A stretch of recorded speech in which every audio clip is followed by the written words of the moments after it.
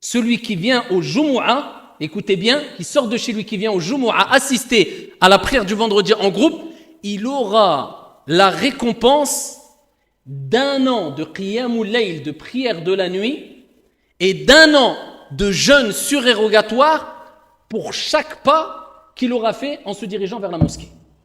Ça veut dire que chaque pas que tu feras, tu as la récompense de sana, un an de qiyamul layl, prière de la nuit, et un an de jeûne.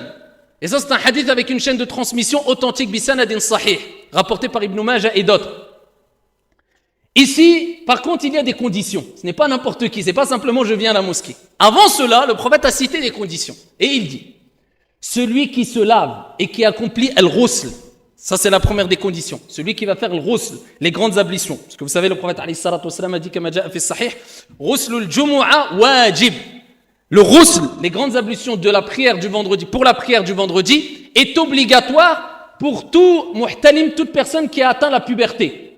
Lakin la majorité des savants, et c'est le mashhour dans le madhab maliki, c'est fortement recommandé, ce n'est pas obligatoire, car il y a un autre hadith où le prophète alayhi salatu wassalam, entre autres, on ne résume pas des recherches de pages et de pages en deux hadiths, mais entre autres, il y a un autre hadith où le prophète alayhi salatu wassalam a dit pour celui qui veut. Donc c'est une sunna fortement recommandée.